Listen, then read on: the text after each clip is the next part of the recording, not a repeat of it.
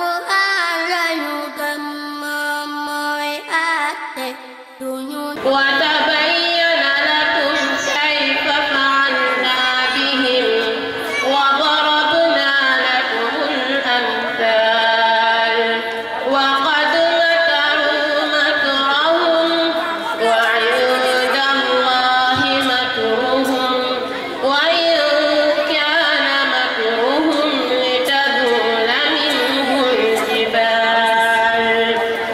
فلا تحسبن الله مخلف وعده رسله إن الله عزيز ذو انتقام يوم تبدل الأرض غير الأرض والسماوات وبرزوا لله الواحد القهار وترى المجرمين يومئذ مقرنين في الأصفاد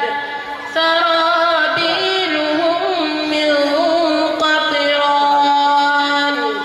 وتغشى وجوههم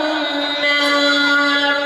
ليجزي الله كل نفس ما كسبت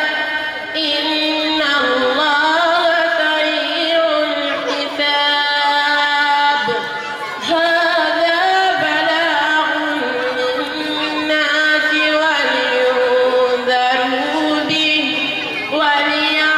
وليعلموا أنما هو إله واحد وليذكر أولو الألباب صدق الله العظيم ñun waa Sénégal Yàlla lañu gëm Ahmad lañu xam Ahmad lañu am Alquran lañu gëm moom mooy àtte